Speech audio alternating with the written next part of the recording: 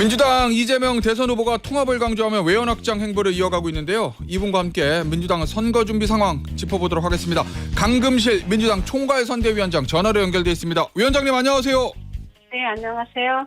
초대해 주셔서 감사합니다. 출연 주셔서 감사합니다, 위원장님. 네, 제가 감사하죠. 저희가 감사드립니다. 네, 예, 저 위원장님 제가 네. 알기로는 노무현 정부에서 법무부 장관 지내셨잖아요. 네, 이 노무현 전 대통령이 꿈꿨던 사람 사는 세상 이거를 이재명 후보가 현실화할 수 있다고 말씀하셨던데 어떤 네. 점에서 그렇게 느끼셨을까요? 사람 사는 세상은 특권과 반칙이 없는 민주주의 국가, 국민이 주인이 되는 나라 그런 뜻이었는데요. 예. 이번에 이재명 후보께서 진짜 대한민국이라는 슬로건을 내거셨거든요. 네. 이거는 이제 헌정질서 회복과 함께 국민주권, 국민통합 그런 내용을 담고 있고 실제로 그런 철학으로 정책도 피고 주장도 하고 계시기 때문에 예. 기존에서의 연속성이 있고 그리고 이제 그동안 검증된 행정가로서의 능력이나 정치적 리더십을 통해서 실험을 해 나가실 것 같다. 그런 신뢰를 주고 있다고 보고 있죠. 알겠습니다. 이 민주당 선대위가 출범했을 때요. 이른바 용광로 선대위다 뭐 이런 평가가 좀 있었습니다. 뭐 위원장님도 네. 그렇고 뭐 정은경 네. 전 청장도 그렇고 윤여준 전 장관, 이석연 전 법제처장 이렇게 진영을 가리지 않고 여러분들이 모여서 통합에 방점을 둔 거다. 뭐 이런 언론의 평가가 있었거든요. 이 호흡을 맞춰보니까 좀 어떠셨던가요? 굉장히 윤여준 상임선대 선거대책위원장님이나 예. 이석연 법제처장님 또 정은경 청장님 다 너무 훌륭하시고 예. 좀 합리적이셔서 굉장히 같이 일하기가 편하고 또 많이 배우고 있습니다. 예. 이게 이제 헌정질서 수호 정은경 총장님도 내란 때문에 선거를 돕게 됐다 그렇게 말씀하셨는데 민주적 헌정질서는 지켜져야 된다는 이제 큰 합의가 있다 보니까 거기서 예. 이제 공감이 이루어지고 또 개인적으로는 이석연 전 법제처장님이 헌법 전문가셔서 예.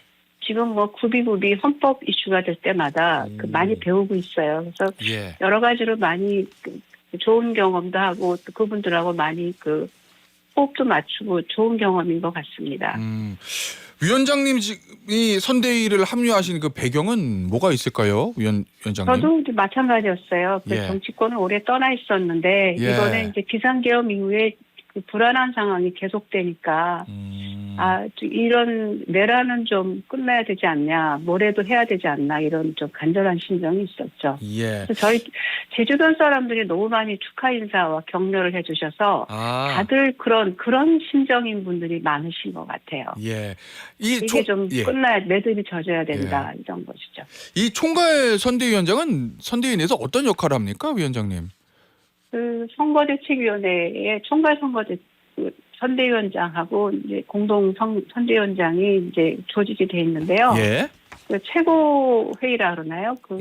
보통 때의 최고회의, 예. 최고회의를 이제 선거와 연관된 선거 기간 동안에 예. 선거와 연관된 의견들에 대해서는 최고회의를 가름하게 되죠. 그래서 총괄 선거보다는 이제 공동선대위가 직접적으로 실행을 많이 하시고 총괄선대위는 같이 좀 검토하고 또 의견도 내고 각자 역할도 좀 하고 그렇게 하고 있죠. 알겠습니다.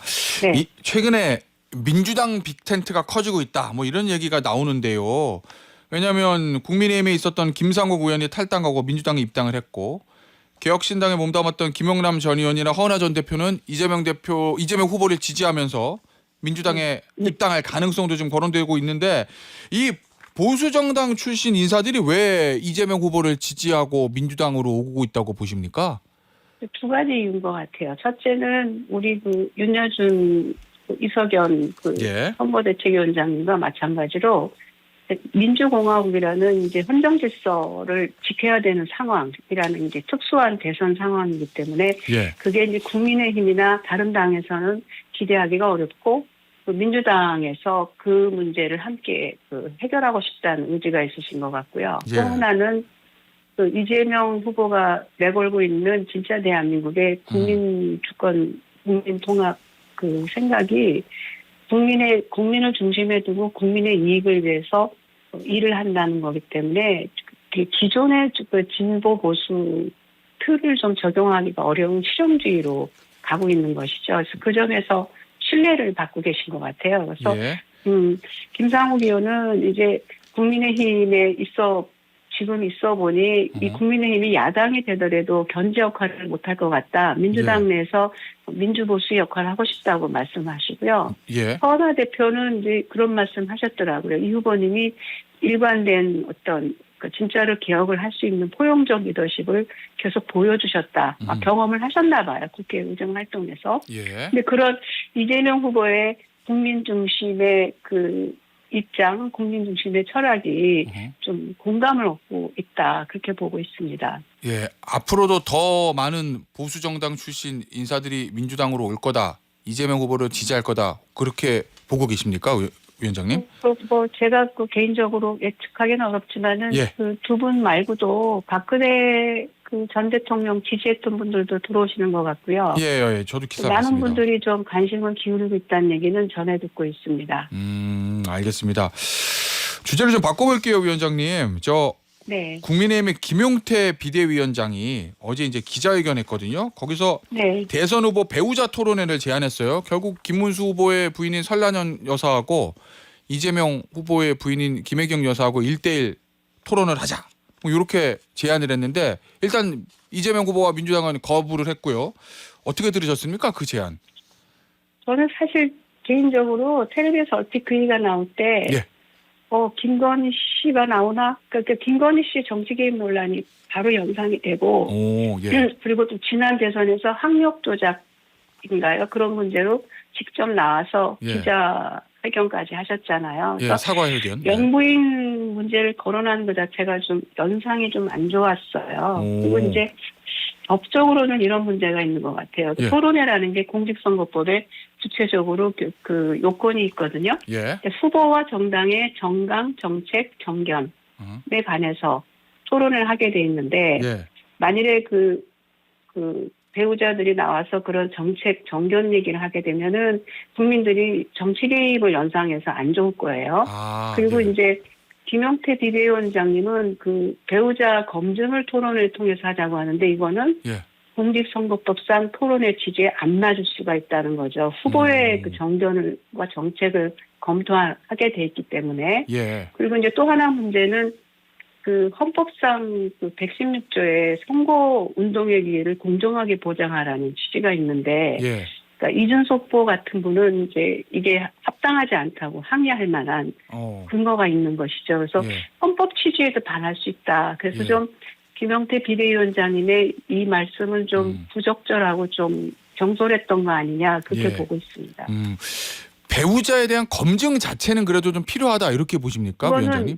당연히 그 선거 기간 중에 되기 때문에 김건희 씨도 나와서 사과를 했던 거고 예. 공직선거법이 굉장히 엄하고 까다로워요. 실제로 예. 선거를 해보니까 예. 실내에서 무슨 그 마이크를 붙잡아야 되는 넓은 실내 공간에서도 후보를 지지한단 말을 못할 정도로 까다로워요. 제가 선거대책위원장인데도 예.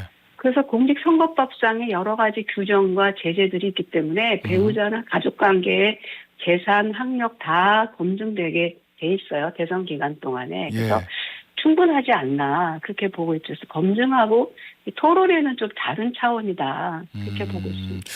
그 마침 이제 오늘 아침 어제 저녁 메인 뉴스 그다음에 오늘 아침 조간신문에 이 김건희 여사 관련 샤넬백 뉴스가 좀 나왔거든요, 위원장님. 네. 그래서 네. 김용태 위원장의 배우자 토론 제안 이게 이제 오히려 국민의힘에게 불리하게 작용할 수도 있다. 뭐 그런 입장이신 거예요? 모르겠어요. 저는 개인적으로 김건희 여사가 나오는 거, 김건희 씨가 나오겠다는 건가 하고 조금 깜짝 놀랐거든요. 예. 왜냐면 국민들이 보면은 배우자 막 그 영부인 이런 표현을 쓰셨어요. 예. 영국에서 예. 안 좋을 것 같다. 나와서 막 예컨대 각자의 검증뿐만이 아니라 자질 검증이 어떻게 잘 되겠으며 그리고 그거 막 서로 어떻게 공격을 하겠어요. 그리고 그 정책 얘기를 하기 시작하면 굉장히 이거 국민들한테 역효과가 있지 않을까. 예. 정치 개입을 연상시키잖아요. 그렇죠? 예. 알겠습니다. 자, 위원장님 개헌 얘기 좀 해볼게요. 이재명 후보가 이제 개헌 구상을 밝혔는데 4년 연임제 그리고 대선 결선 투표제 이런 것들이 이제 담겼거든요. 통치 구조와 관련해서 그 방향성에 좀 공감하십니까? 방향성은 이제 그 5.18 기념식 후에 그 발표를 하셨는데 예. 그때 말씀하신 게 이제 5.18 정신을 헌법조문에 수록하자는 취지가 좀 강조됐던 것이고요. 예. 나머지 그런 내용들은 이제 발표는 하셨지만 전반적으로 그동안 이제 정치권에서 얘기가 되어온 내용들이 좀 일반적이고 보편적으로 담겼다는 인상을 받았고요. 예. 그리고 이거는 뭐랄까 국회 특별위원회를 만들어서 신중하고 좀 깊게 논란을 좀 많이 점검해서 하자는 취지로 말씀하셨기 때문에 예. 그냥 이거는 사후의 문제지 지금 그리고 4년 연임제가 중점은 아니었다는 거죠. 그때 발표가. 예. 네. 근데 김문수 후보가 연임 중임 갖고 이렇게 장기 집권 이런 예. 비판과 공격을 국민의힘이 하는 게 저는 좀 어불성설이라고 생각한 게 헌법 128조에 예. 대통령의 임기 연장이나 중임 변경 헌법 개정은 아예 못하게 그 헌법 개정 당시에 대통령한테는 효력이 없다 이렇게 못을 박아놨거든요. 예, 그렇죠. 그래서 이 조항이 있는데 왜 그런 비판을 하시는지 좀 이해가 안 간다. 그다음에 연임 중임이 이게 지금 핵심은 아니다. 예. 국회 특별위원회를 통해서 개헌 문제를 함께 하자는 게 핵심이고 예. 굳이 연임 중임을 말한다면은 그 트럼프 대통령이 연임제에서는 두 번째 떨어졌잖아요. 예, 맞아요. 그러면 더 이상 못 나와요. 연임제에서는. 예. 중임제에서는 떨어졌는데 그 다음에 한 번 더 나올 수 있는 거죠. 그래서 당선된 거죠. 그래서 오히려 대통령한테는 연임이 더 불리할 수 있는 거죠. 알겠습니다. 네. 자, 그리고 이재명 후보의 개헌 공약을 보니까요. 이 검찰총장, 경찰청장 이런 일종의 사정기관장에 대해서는 임명할 때 마치 대법원장이나 국무총리처럼 국회 동의를 받도록 하는 이런 방안이 담겼던데 이 필요성은 어떻게 보세요? 이걸 이제 두 가지로 말씀드리고 싶은 게 첫째는 국회 특별위원회에서 헌법 개정안을 다루게 되면 현직 대통령뿐만이 아니라 또는 이재명 후보가 지금 얘기한 그런 헌법안들뿐만이 아니고 굉장히 많은 헌법안들이 다뤄질 거기 때문에 지금 그 개정안 자체가 그렇게 막 구체적으로 논란이 되거나 논의될 그 대상은 아니라고 저는 봐요. 왜냐하면은 대통령이 발의를 하지 않겠다는 뜻이 좀 있는 것 같거든요. 국회에서 다루라는 거잖아요. 예. 그러니까 이재명 그 후보의 지금 대통령 이재명 후보가 발표한 공약대로 헌법 개정안이 가지를 않는다는 거죠. 그렇지 않아요. 절차가 국회에서 국회에서 그 3분의 1을 통과시키고 국민투표를 하게 돼 있는 거지.